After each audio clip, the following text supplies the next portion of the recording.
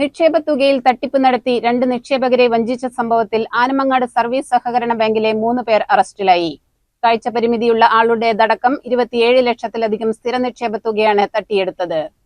Bank secretary Paral Thootha Chammankuzhi C K Anwar, ജീവനക്കാരായ ആനമങ്ങാട് സ്വദേശി K Ali Akbar, Paral Thootha Irasseri പള്ളിയാലിൽ സാലിഹ് എന്നിവരാണ് അറസ്റ്റിലായത്.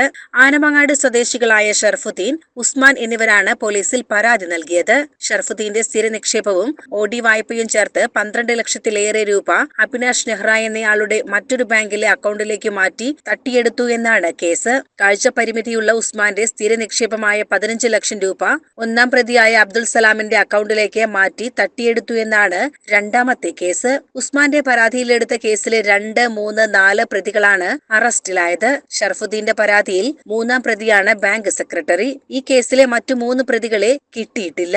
2 കേസുകളിലും 1-ാം പ്രതിയായ ബാങ്ക് ജീവനക്കാരനായിരുന്ന മണലായ സ്വദേശി അബ്ദുൾ സലാം 4 മാസമായി ഗൾഫിലാണുള്ളത് എന്നാണ് വിവരം. കോടതിയിൽ ഹാജരാക്കിയ പ്രതികൾക്ക് 1 ദിവസത്തെ ഇടക്കാല ജാമ്യം അനുവദിച്ചു. പ്രതികളെ കൂടുതൽ അന്വേഷണത്തിനായി കസ്റ്റഡിയിൽ ആവശ്യപ്പെടുമെന്ന് പോലീസ് അറിയിച്ചു. CCN പെരിന്തൽമണ്ണ.